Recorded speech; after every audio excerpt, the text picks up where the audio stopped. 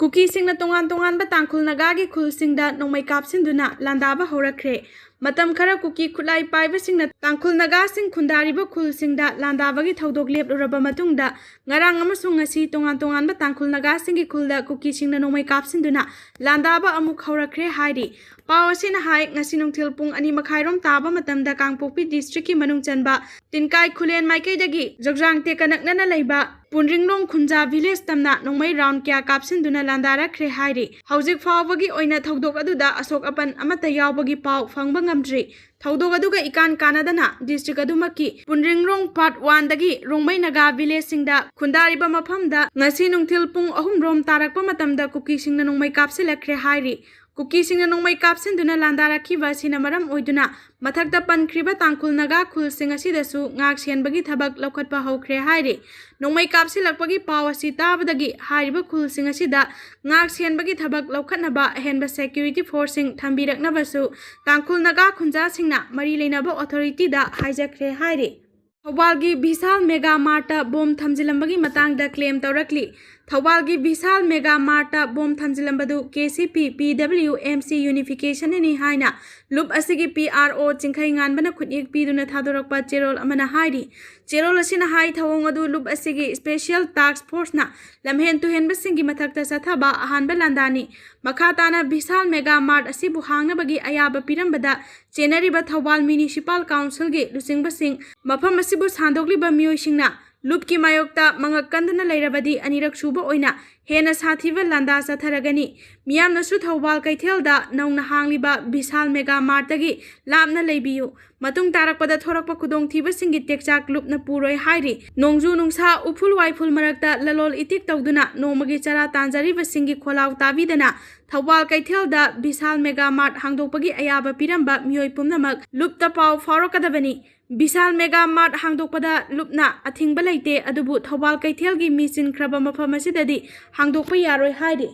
sina oirasu hingna oirasu phajinduna thamliba hostel sing thadoknarasi Kuki Zo Council Tha asigi taraga humdoida kangpokpi district ki manung chanba leilon village tagi Kuki singna angang yauna miyoi taraga nipan hostess oina phajinduna thamluraba matung mathangi numita angang ama yauna nupi taraga nithoi thadokrabasu makhoiga phaminakhiba naga taruk ngasi fawba mafam khangdana leiriba amadi madugi mayokta nagana su Kuki gi miyoi khara phajinduna thamkhiba adu matung darakpada nakal ani gi marakta chauna ungkhatna bathoktuna ngasi fawba phajinduna thamliba miyoi sing thadoktana thamnari mafam khangdana leiriba miyoi sing adu hauzik siramgadra natraga hinglam khidra haibagi mipaiba nakal animakta poknari hiram asiga mari leinana Kuki Zo Council na thadorakpa cherol amagi matung ina hauzik Kuki amasung naga anina phajinduna thamliba hostel sing adu miyoibagi minungsi yenglaga hingnabu oirabasu sinabu oirabasu mari leinaba authority sing natraga imung manungi miyoi singi mafamda athuba matamda sinabana achumba oigani haina phongdorakli cherol asina makha tarduna hai ngarang Churachandpur gi tuibongda leiba KIC Hall the Tribal Leaders Sing Chief Association Church Forum MLA amadi su group ta yariba leaders singi oiba consultative meeting ama pangthokna hauzik oriba phiba masigi matangda kupna khana nainaduna tungda thoaningdaba thodok sing makha tana thoktana ba wafam sing khana khibaga loinana leiriba tribal leader amadi church leader puna santi hanjilakna ba amadi misam miyamgi punsi ngak sena ba warep launakhi maramaduna nakal anina phajinduna thamliba hostel sing sina natraga hingna oirabasu imung manungda miyoibagi minungsi yenglaga Kusinarasi loinana lengak amadi security agency singnasu misam miyam ngak senbada amadi normal si hanjilakna bo hotnabada asoba thodang lawbiu haina cherol asina makha tarakli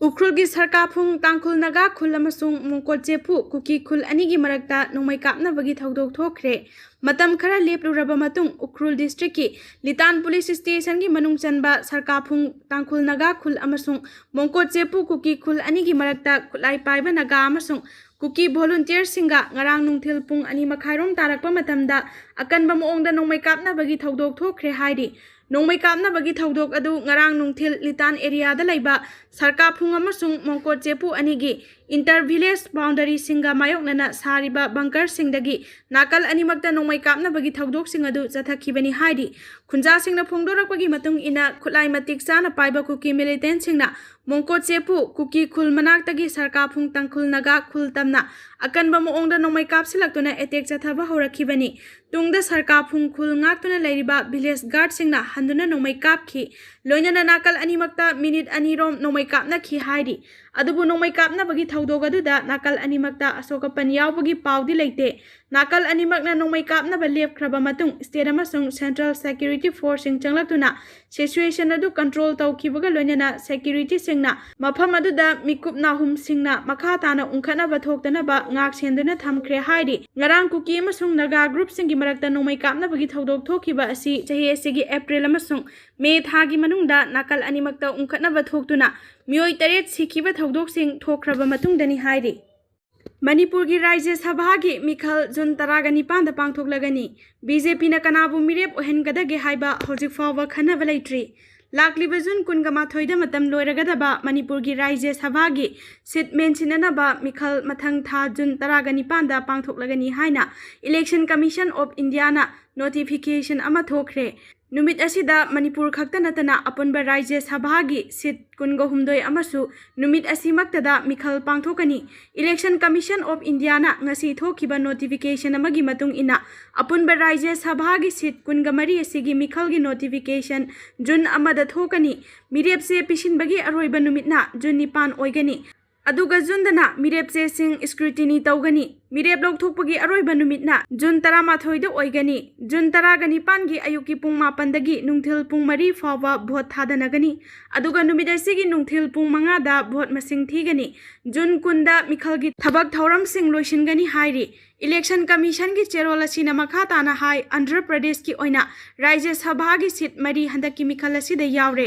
Gujarat की ओइनासु seat 3 Jharkhand की ओइना seat 2 Madhya Pradesh की ओइना seat 3 Meghalaya की seat अमा राजस्थान की 3 अरुणाचल प्रदेश की seat अमा कर्नाटका की seat 3 Mizoram की सीट अमा अमसुंग मणिपुर की सीट अमनी हाइरि सीट अमा खक लेबा राज्य सभा की मिखल असिदा कना कना मिरेप ओइगदगे हाइबा चपचाना खंगबा ngamdri मणिपुर की लेंगाक पारिबा एनडीए ना हानगी एमपी महाराज लैसेंबा सनाजाव नत्रगा बीजेपी मणिपुर प्रदेश की प्रेसिडेंट ओइरिबी एस हरदादा बीजेपी की टिकेट पीगद्रा हाइबा खंगबा ngamdri मिखल असिदा ओपोजिशन की माइकैदा मिरेप थोरकद्रा नत्रगा थोलकलोइद्रा हाइबसु वारेप लौबा लेट्री पनबे याबदी ओपोजिशन की ओइना एमएलए 5 खक लेरी अदुगा अतैदी लेंगाक पाइबदा यावबा कांगबु सिंगिनी मसीदसु नतना मिखल असिदा तंपाकी लमदा लाकपदा नुंगाइजदबा यावरिबा कुकीजो एमएलए सिंगी येंगलगा भोट थादफम अमा मणिपुर की वांगमदा लेरिबा मणिपुर भवन अमदा हांगदोरकपा याना लेइ हाइरि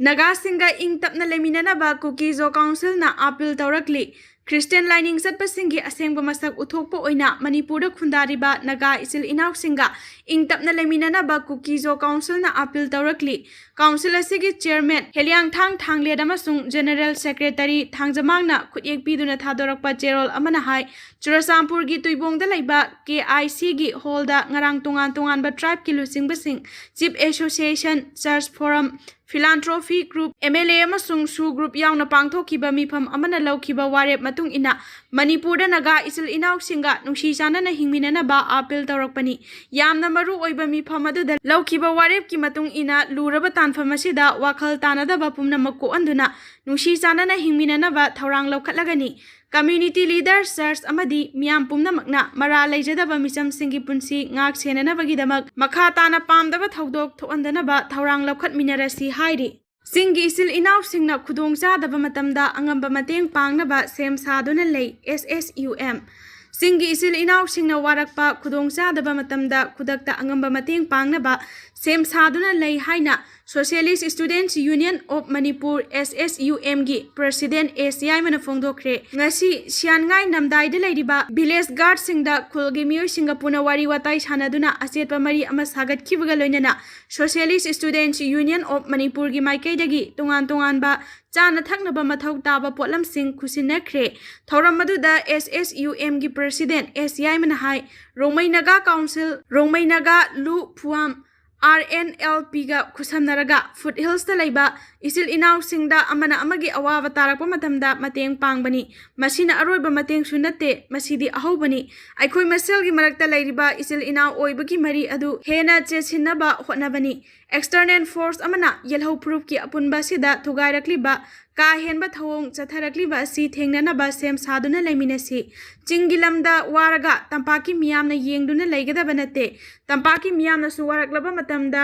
chingi isil inausingna angamba mateeng panglakba haibasi achetpa firep oiminagani ngasi mateeng pangliba asigumna tungan ba mafam singda satuna angamba mateeng pangani achetpa firep amadi aikhoigi amata oiba mari adu sagatkani masida leibak miyamna su mateeng pangbiu haiki Rongmai Naga Youth Organization Manipur NTL gi Vice President Gai Khyamlung Thaimaina hai makhatana aikhoi amata oiduna lamdam asida thokliba issue singa si solve tawnanaba hotnaminasi haiki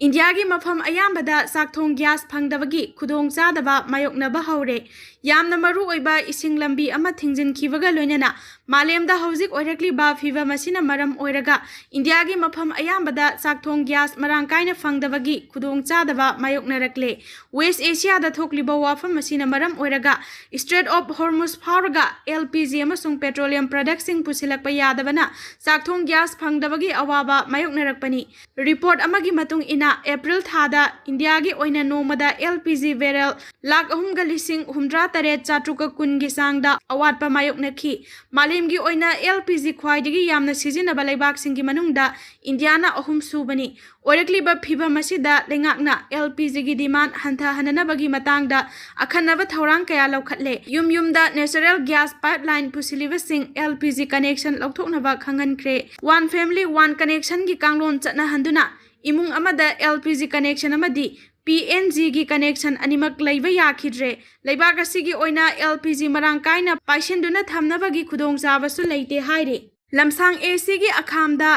RCC gi bridge ama sangakhre ban tawbagi mahutta wari sanaraga yasinaba puraknaba honafam thoi chief minister miyamna ban ntraga blockade tawbagi mahutta wari sanaraga hiram khudimak yasinaba puraknaba hotnagadabani haina chief minister yumnam khemchana phongdokhre Imphal West district ki akhama kha lekaida thong sangabagi thoramda mahakna wafam asi phongdokhi thoram aduda mahakna makha tana hai lingak ki mayokta asawba phongdoktuna ban amadi blockade tawbana misamiya maru oina nongmagi khusumal na hingzariba miyoi singda asawba saitheng ama piri Jiribamda anirak chatlure haina paladuna mahakna hai ahanbada helicopter tongduna Jiribam district ta chatlure ani subada lekha lambida gari tongduna district aduda chatlaga Kuki paite maramasung maitei Purup ki miyoi singa loinana wari sanakhi mafam aduda khundariba tongan ba purup ki miyoi sing nungsi sanana leiminaramba thengnarakhi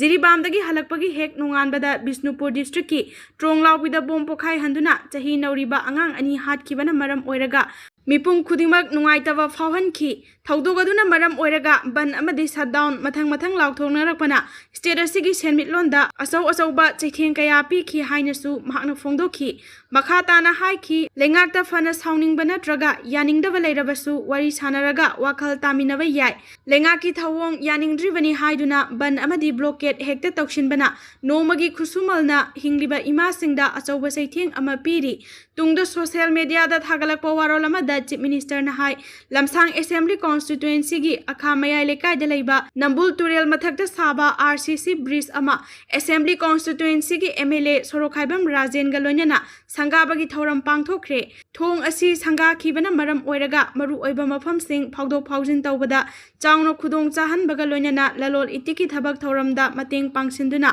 semitlon fagat hanba ngamlagani miyam gi khudong chana bagi damak lengak na state asigi mafam pumnamakta lambi thonggi phibam phagat hananaba thorang kaya lepa laitana lokhat khigani haina su chief minister yumnam khemchana phongdokhi